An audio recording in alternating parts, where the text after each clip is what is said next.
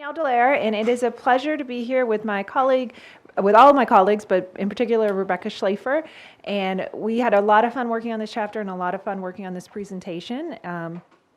So we want to tell you a little bit more about our chapter, which is titled, there we go, Programs for Currently and Formerly Incarcerated Mothers, although I'll give you a spoiler alert that we don't have too much for formerly incarcerated mothers. Most of the programs we reviewed are for currently incarcerated mothers.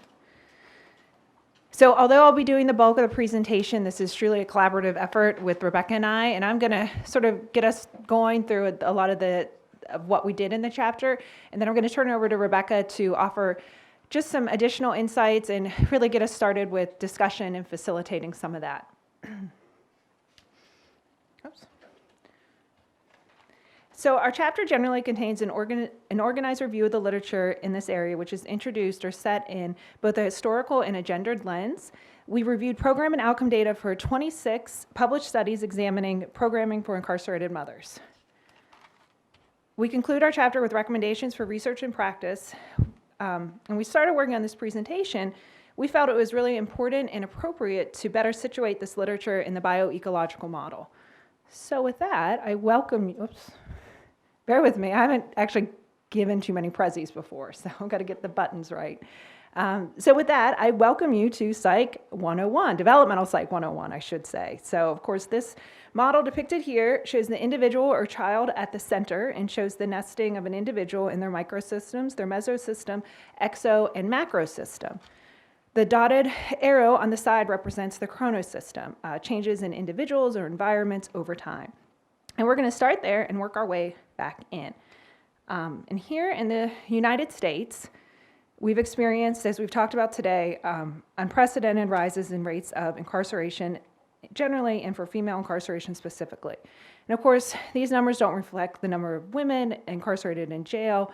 And as Anna pointed out earlier today, these may not be great numbers. We're working with some of the best that we have. But I think what's really important is that we have more women in jails and prisons today than any other time historically, and these are actually physical structures that were largely built to house males, right? So even just the physical environment is designed for a male population more so than a female population. But it also, this type of figure begs the question, why have we seen this dramatic rise? And a very superficial, follow-up question would be, well, maybe women are more criminal than they were 20, 30 years ago. And of course, in this room, we know that's not the answer, but that's sort of some of the biases we have to deal with in the larger society. So although there are likely several reasons why women are incarcerated more than they ever were, the policies related to the war on drugs are a huge driver of this change, of why we're seeing more women in the criminal justice system.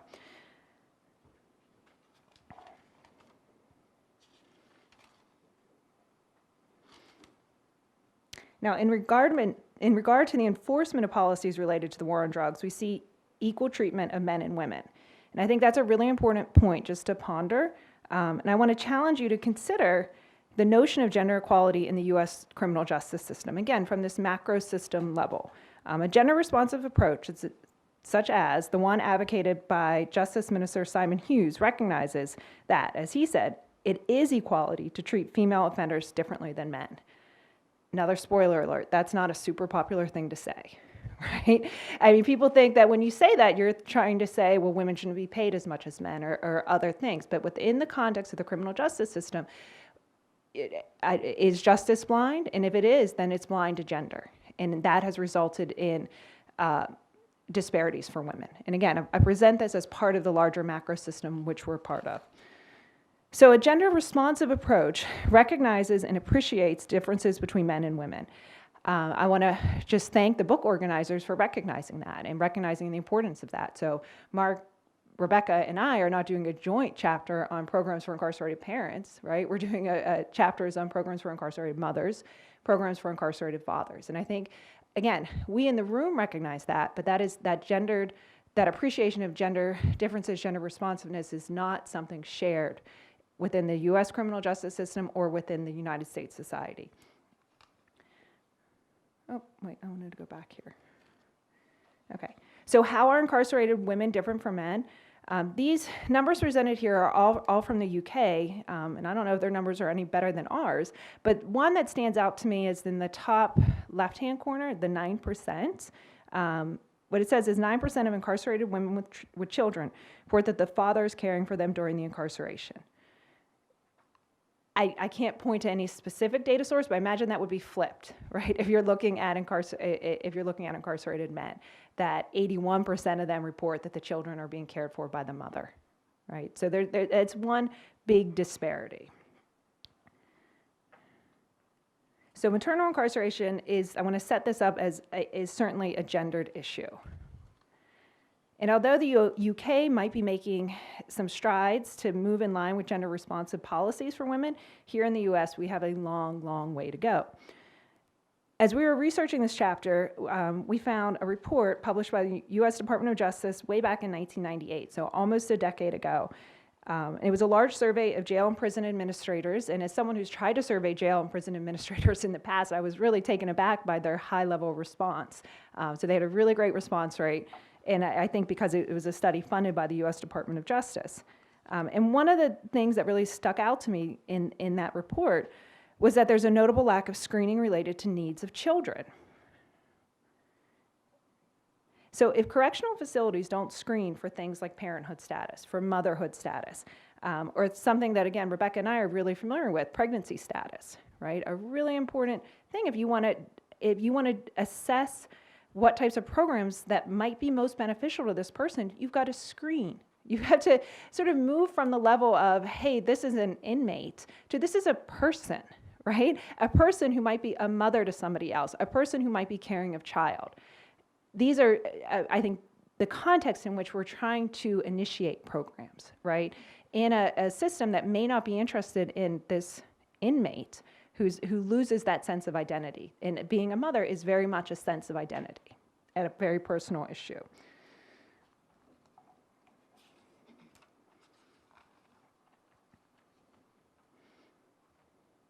There we go. All right, so we talked about this a little bit already today. Our numbers aren't great. So how many incarcerated women are mothers? It's hard to say given the lack of screening. So they're not asking, we don't really know. These numbers are from Florida. And here I just want to, again, direct your attention to the bottom box on the right-hand side. They're more likely to have minor children, right? They're 52% compared to 31% for men. Department of Corrections, in I think a recent survey, showed that 75% are mothers and 72% of them were co-residential. The exact numbers I'm not too hung up on, it's the trend. And I want to hone in here on this role of motherhood and what it means. So at the level of the macro system in this society, the role of mother is certainly exalted, right? There's a very clear cultural ideal of what it means to be a quote-unquote perfect mother.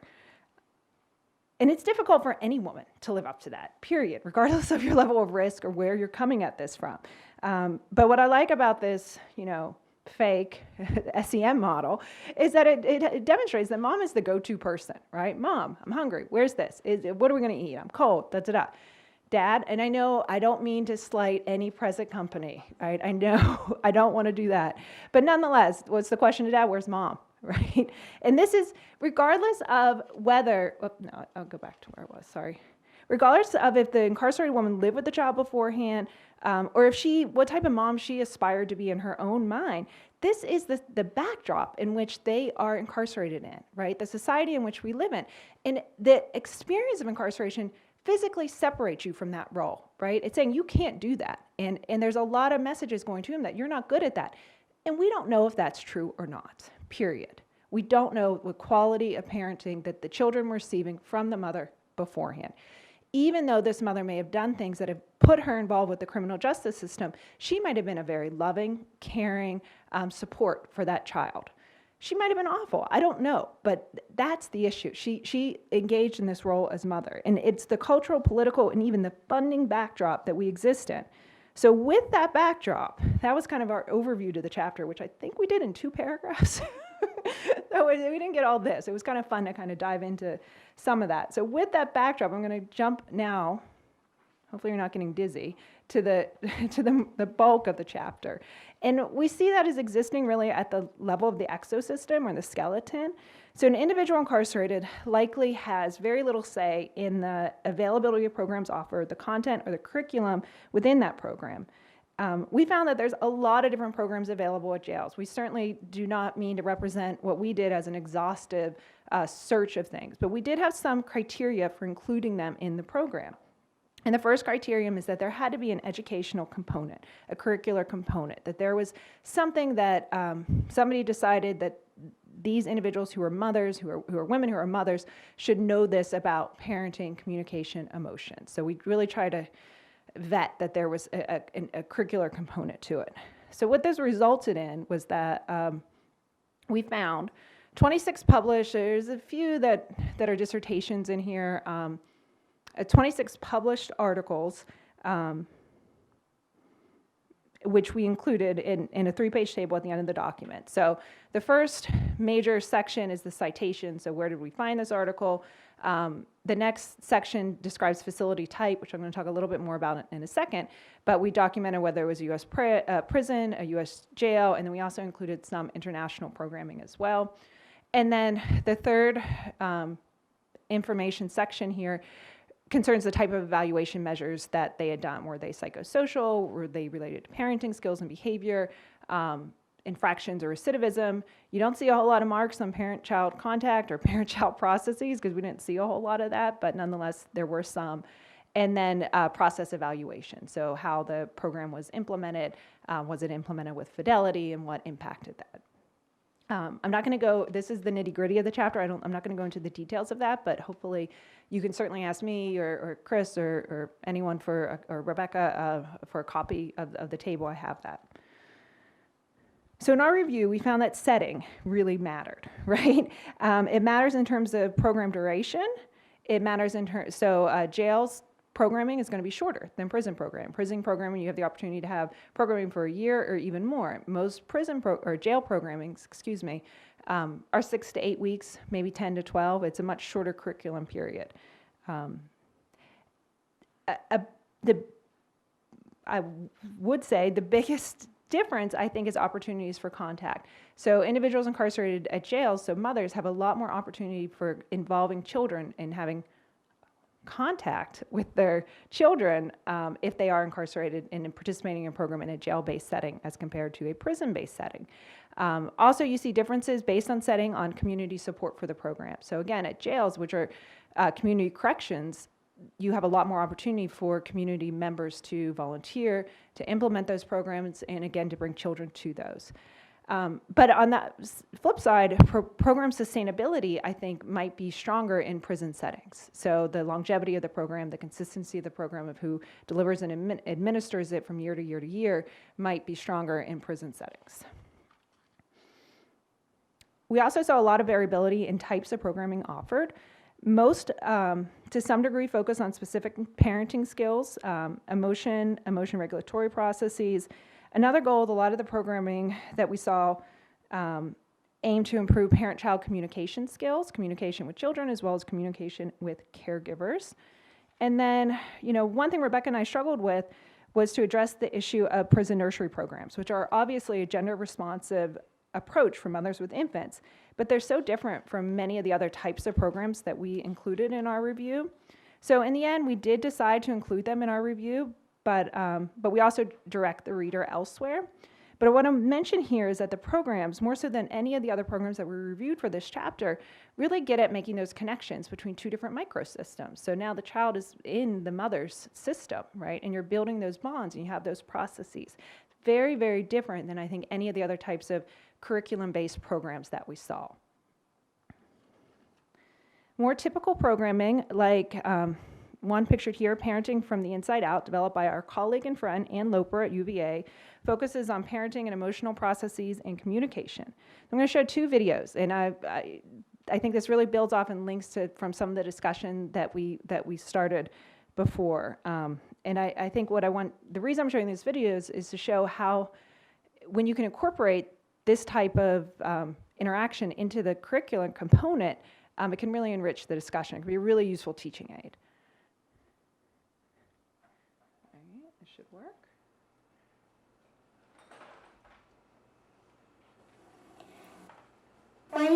home, Mom?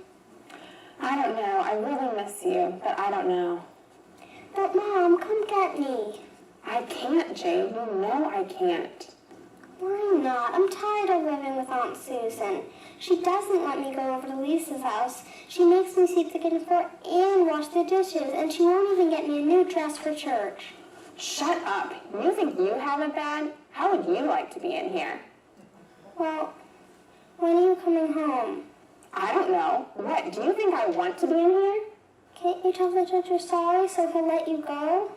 Don't be stupid, Jade. The judge doesn't care. You weren't here for Christmas. Will you be here for my birthday?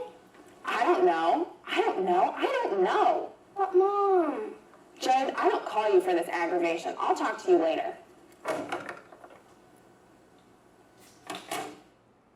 It's a jumping off point for a discussion. So that was how not to do it, right?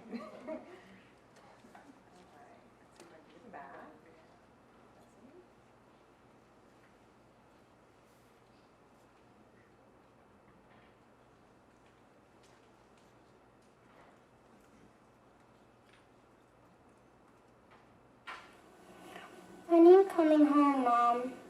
I really miss you, but I don't know. But, Mom, come get me. I wish I could, Jade. If I could, I would. But I have to stay here until the judge decides it's time for me to come home. Well, when is he going to let you come home? I don't know. I know it's hard not knowing. I want you to know that I'm okay and that I think about you and I love you. Can't you tell the judge you're sorry so he'll let you go? No, it's not that easy. I have to wait until he tells me what will happen. I see that you're trying to be patient and it's hard. Will he let you come home for my birthday?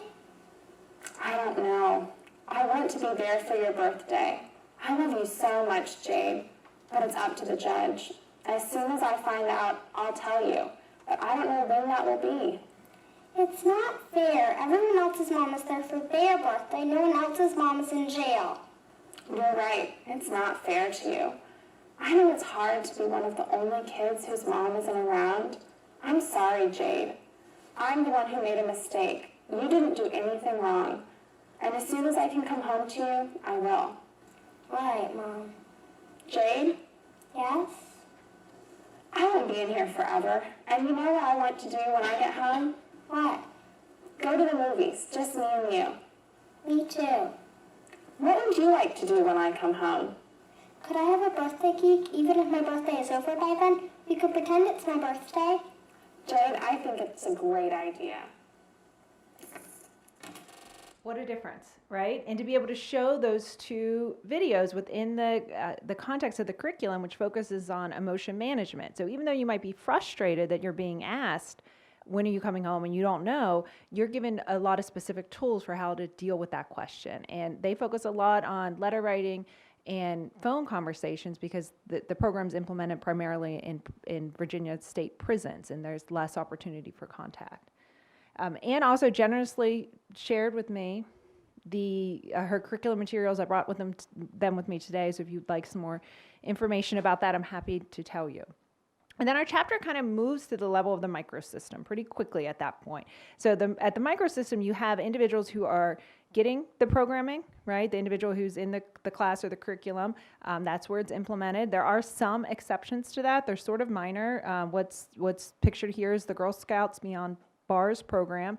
And again, these are girls who are enrolled in Girl Scouts like other Girl Scouts in the United States, but here they have the opportunity to have some of their meetings, I think monthly meetings at different jail facilities. And this is a nationwide initiative, which I think is a little different, but for the most part, at the level of implementation as well as at the level of evaluation, you're seeing individual level markers, right? Does mom learn something in this? Does the child show less behavior problems? And you have reporter issues there as well. So in terms of program evaluation, we've seen in general of these published reports, and again, that's a caveat because I'm sure there's a huge file drawer problem here. There's lots. I have unpublished studies, right? And they probably have null effects or non-significant findings showing for whatever reason the program didn't have a positive impact. But nonetheless, in general, for the programs that we reviewed for this study, we saw, or for this chapter, we saw positive outcomes, maternal outcomes, including increases in parenting knowledge, some psychosocial outcomes like decreased stress or decreased depression, anxiety, some positive impact on contact, or at least frequency, not much on quality of contact, but certainly frequency of contact, and some also impacts on discipline and recidivism within the correctional unit itself. Much fewer studies focus on child outcomes. Again, and when they are focused on child outcomes, they're sort of looking at this child independently of mom who's in the program, with the exception of the prison nursery programs, which that's a much more relational and dynamic type of approach. The main outcome here would be children's behavior problems. Because mom has participated in some type of programming, does child have fewer behavior problems? And we can talk about the utility of that. Does that make sense? The same way we can talk about, does it make sense that if mom participates in a parenting program, would she have decreased depression, right? How does that operate? So we'll get to that when we get to recommendations. But what Rebecca and I were sort of left with, and you might be feeling this a little bit too, is that where is the mesosystem? Where's all this richness of family lives and of children? And I don't have a good answer for you. And it's about the time I'm going to turn it over to Rebecca with that, the questions. But that kind of brings us back to where we ended the chapter with recommendations for research. Some of them had to do with improving the research designs, like having increased samples, rather than relying on a single reporter or paper and pencil measures, seeing if we could have more methodological pluralism. And I think something that really struck me, or as Sarah said, made me feel uncomfortable, was I don't see a lot of alignment between assessments and curricular goals, and I think that's a problem. And then we also had a section for recommendations for practice. A big one would be implement programs with fidelity, including caregivers and children, trying to enrich that mesosystem, and then seeing to what extent can we build university, correction, and community partnerships to help with program sustainability, and to achieve some of the different goals that we might have. With that, I'm going to turn it over to Rebecca.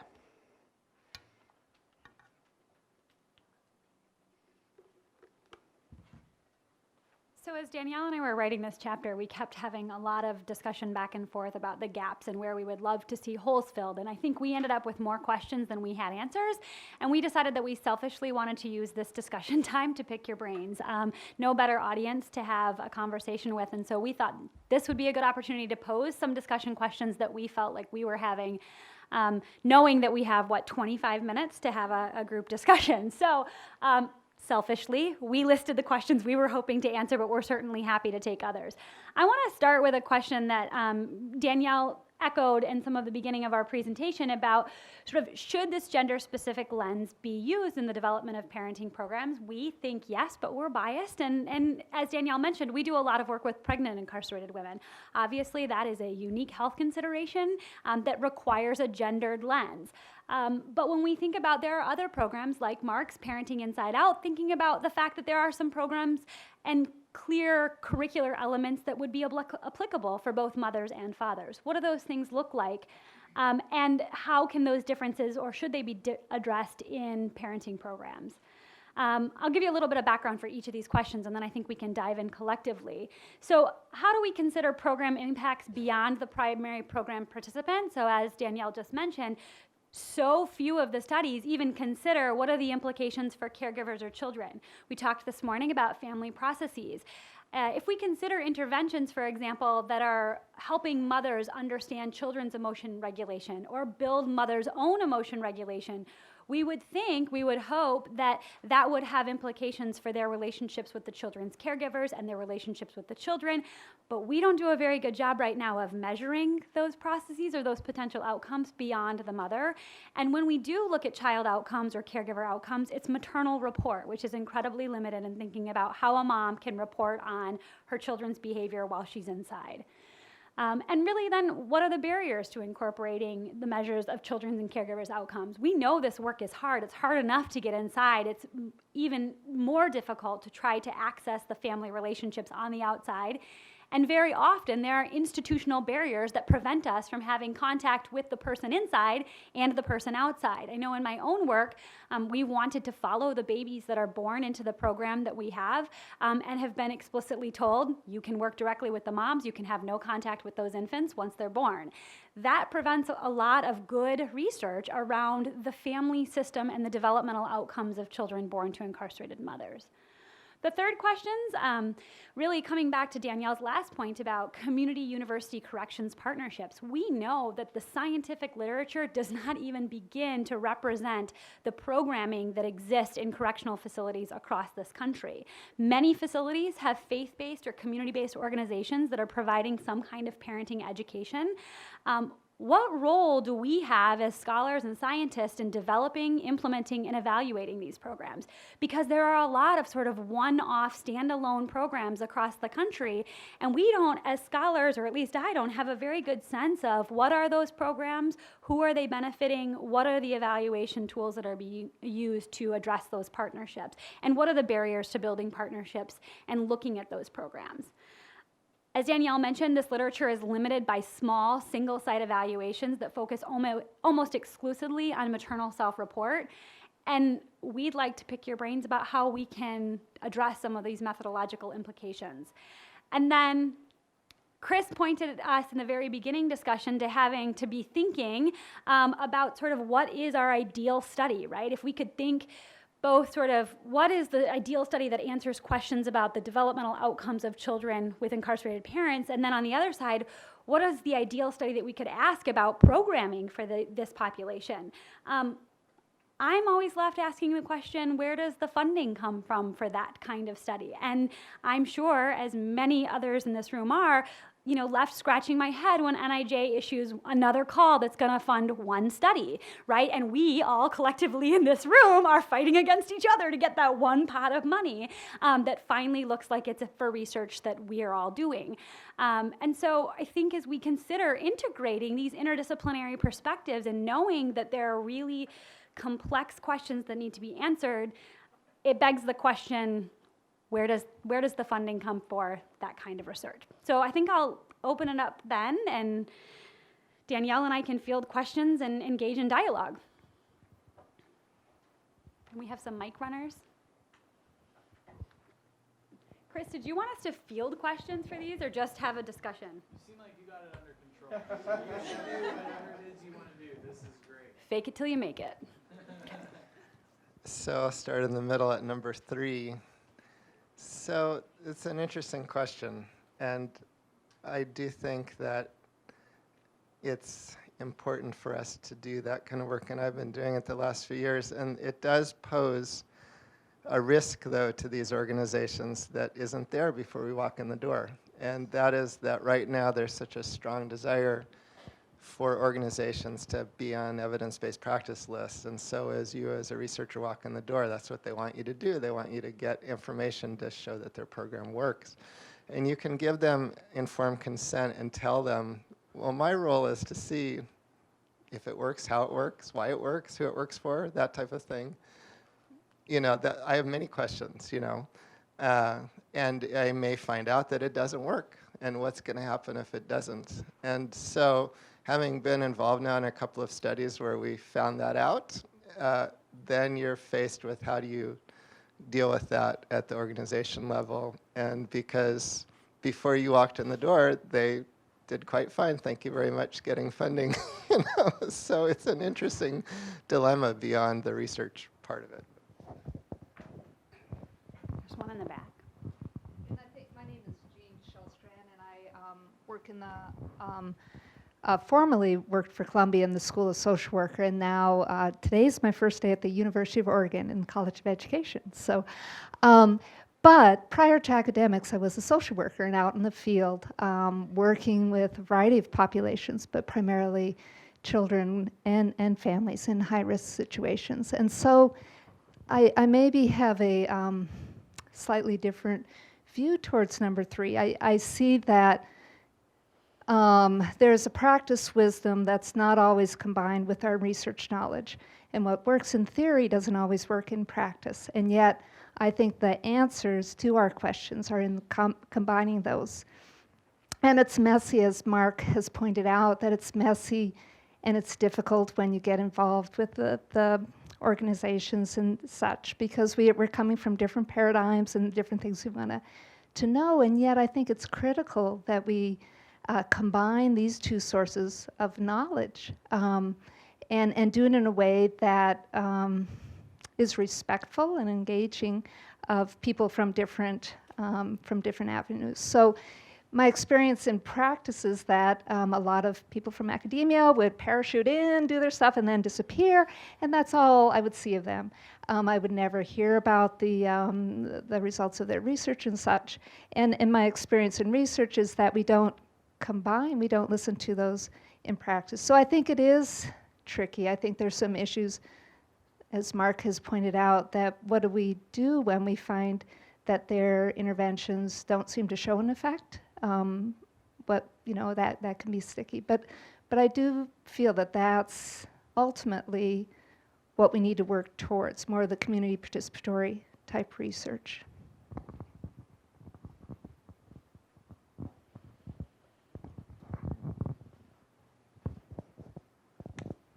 Hi, I'm Laurel. I'm from the University of Minnesota. I wanted to follow up on this idea as well, kind of relating to what both of you have said, because I think there's a couple other important considerations here, which is that in my experience working in the prison system in Minnesota, there are times when faith-based organizations are given access to a population that researchers are not going to be given. So there's just a different level of buy-in from prison administrators about the value and the sort of right of prisoners to have faith-based programming. So sometimes there's this practical consideration of, if you want to have any programming, sometimes the sort of easiest way to get in the door of the prison is through faith-based organizations. I want to also say that I wholeheartedly believe in evidence-based intervention, but I also want to caution that when we're evaluating those programs, we're generally evaluating a few elements of, we're looking for what we hope to find, and the fact that the programs aren't doing what they say they're doing doesn't mean they're not doing anything. It doesn't mean they're not doing something valuable. And I realize there's this tension because you have limited access to the population, you have limited resources to do interventions, and so of course we all want to funnel our intervention resources into those that are most effective, but that is sometimes a lot more difficult to do than we realize because of these other factors.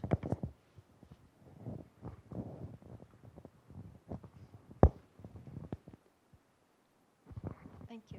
I just want to respond to that a little bit, because in this review and in the work that we've done, to me it goes back to, you've got to work with your partner, whoever it may be, but your measures should really align back to your curriculum. Like, those of us who are educators, we have to design a syllabus and say, here are our course goals, here are our assignments that are going to help you achieve those course goals. Now, here's how I'm going to assess that. I think a lot of programs don't do that. And so I think if you are going to design an intervention, you've got to have that conversation, that uncomfortable conversation, but then also say, well, how do we get at these process things? If social support would be the mechanism by which depression will be decreased through participation in this program, then you've got to assess that, right? And I think that that's something that Danielle and I found in our review of this literature, is a tremendous lack of rigorous description in the way programs were developed and the true evaluation of those programs, and bringing the evaluation of those programs back to the curricular goals. And it does feel a little disjointed from some of in trying to think about the outcomes, for example. What is the mechanism by which participation in a parenting education program reduces disciplinary infractions in the context of their incarceration, or recidivism, or whatever the other outcomes may be.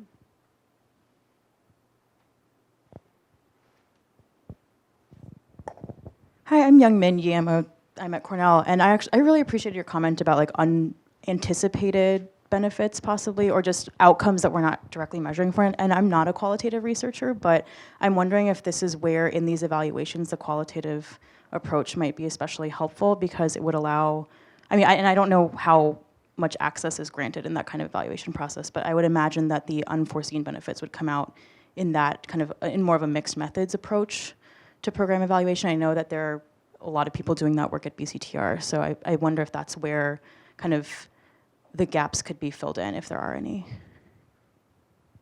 Just to respond, I think a lot of, at least in our experience, a lot of faith-based programs, other community partners, they're collecting the qualitative stuff, right? That they get that pretty easy, and they have more difficulty with the quantitative stuff.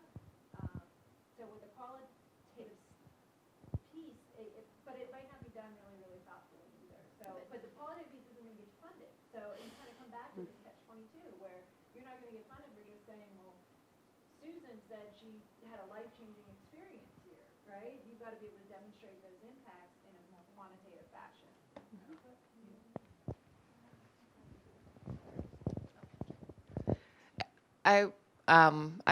I was a social worker and a public health intern at Washington County Public Health Department, and we would do sex education courses in the local jail. And we would be evaluating how many people we got tested for HIV, because coming to the class, ultimately that's what we were evaluating, how many people we got tested for HIV and how many, rates of HIV. But our workshops were weekly, and they were so popular. And so to evaluate that program would have been, it would have been difficult, because we realized that both of us, my boss, who was not interns, was very dynamic, and she treated everyone equally. So people would come for the hour session weekly because they felt like humans. It was like all women. There was a social scene. They got out of their cells. They were treated respectfully. Everyone got to talk about sex, which a lot of people were sex workers, and so a lot of it was actually, I learned a lot from people in the class. So I don't know how you would evaluate any of that, because ultimately it was that they were treated respectfully in the group, and they had a bond, and had nothing to do with what we were talking about, I have to say. Mm-hmm. So that's my experience. Sarah, I think you've tried. I'll try to moderate. I'll be brief. I'd like to go to question 1, the gender-specific lens.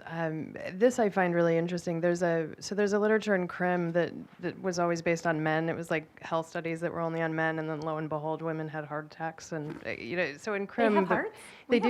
They do, and they work differently, evidently.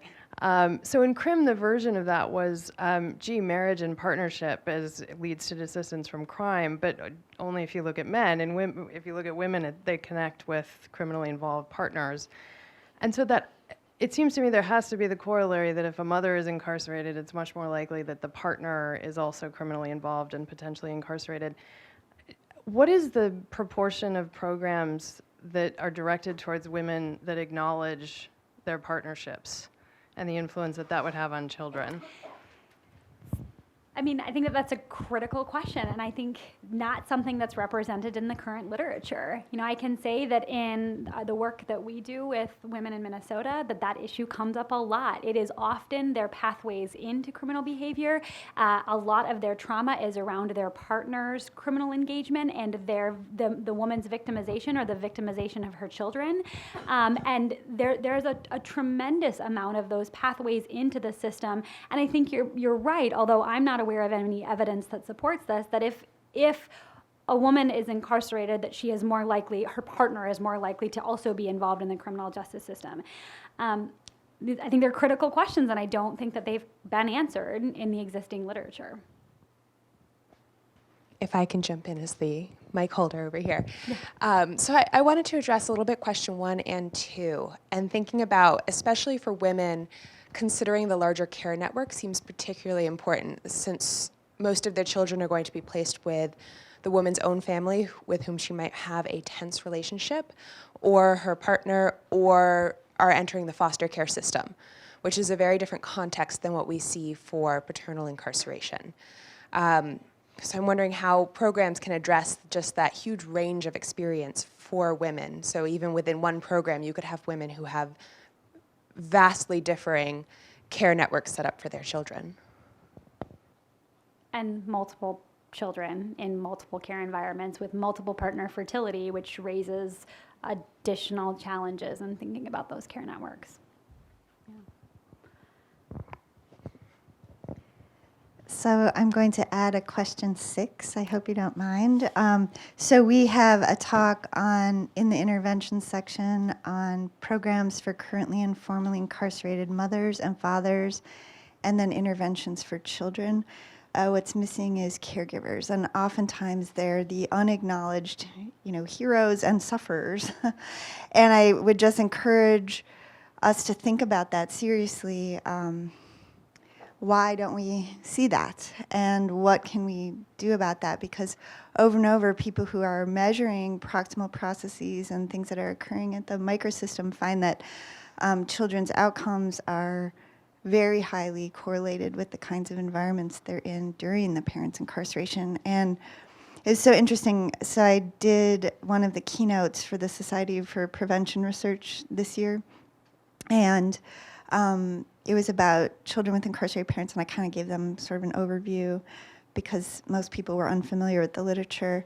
But then I had someone from DHHS come up to me afterwards and say, but don't you know that we have a whole fatherhood initiative, and we've just funded a bunch of programs for father reentry and fathers in prison, and shouldn't that take care of it? And I just was sort of stunned because I had just presented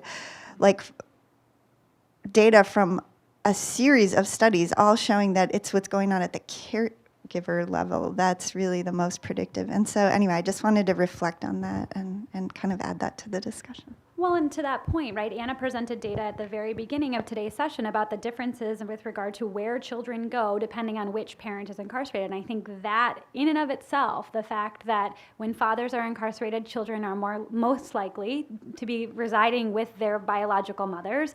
And it's very different, the context is very different when mothers are incarcerated. So to the point about care networks, more likely to be placed with kin relationships on the mother's side, some fathers, some foster care. It is a much more of a patchwork, and I think both programs need to consider that, but when we can consider sort of who are the caregivers that we need to be intervening with, given that we know that that is such a mechanism by which we see children's health and well-being impacted.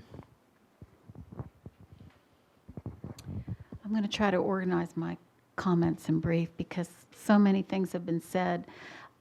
First of all, Jean, I'm really glad what you said about community-based participatory research, and I get an F in that. I haven't done that, but I want to, because I think it's so important to bring in the people's voices of, the people that we study, instead of saying this is the intervention you need, without getting a richer sense of letting people be part of developing the interventions that they need.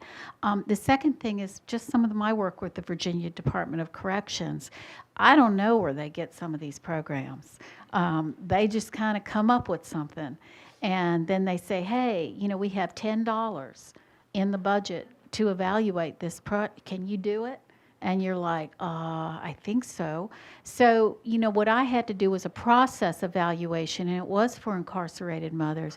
And we kind of got at some of these spillover effects, these other kinds of resiliency, because I think for mothers and for women, interventions need to be relational. And so some of the positive quote effects, because we couldn't quantify them, so we used qualitative methods to kind of talk to different people in the system. And this is what I found out. The Virginia Department of Corrections says they're going to do something. They do something. Then I say, well, you've got to have informed consent. No, we don't have to. So then they do their thing, and then the facilities that they choose are told, we're going to do this. And some of those facilities don't have any input. The people out in the field, the wardens, the personnel working with the women, they're told, we're going to set up video visitation. Well, there is no place for it in the facility. So I did focus groups, and I was able to kind of hear from probation officers who had no idea what was going on the mental health side, and vice versa. So I think a lot of better communication, and so I do think that scholars can be that liaison point in terms of facilitating those dialogues and kind of helping to understand the nature of an intervention, because I don't think evidence-based is the be-all, end-all, because sometimes I think that suppresses innovation. So my concluding thought is one of the reasons I felt like this particular program worked had nothing to do with all these elements that VDOC threw into it, because the sample wasn't big enough for me to even figure out what was working and why, was because they hired a client advocate for the women in the study, rural women, previously drug-using women, mothers. And this client advocate became a trusted friend of the mothers. That was the intervention, was the relationship the mothers formed with the client advocates, period. None of this other stuff, it might have been ancillary, but the VDOC stuff, the best practices stuff, and then it was just dropped after the funding stopped. So I would just say gender responsivity is important, but it's also very, very relational. And I think we need to keep that in mind with interventions, because sometimes we give stuff, and I've seen this with fathers too, you give these parenting classes in prison, they're in prison for 20 years, they don't even know their children, and they just want to kind of get out of the cell. And so I really favor these relational interventions that pull in people, and that we can learn from the people who work in the prisons. A lot of those folks are great people, and they want people to do well. And I think too often we come up with these interventions, or the prisons come up with the interventions and then don't come to us until they've decided what they're going to do. We want you to evaluate it. Here's our budget. It's $10. Can you do it? And they want some quantitative result that we're not able to. Does this ring true? Because Danielle, we're on something now, and we were on the phone like, where did they come up with this? They didn't come to us first and say, we're thinking of doing an intervention. What do you think about this? We've talked to all the different sites, and they think this would be great. No, they come up with something. We don't even know how they come up with it. Is that not true? So in the interest of time, I see some hands, but I know we need to transition to Mark. So I think there are going to be some similar things that come up when we transition. No, you're good.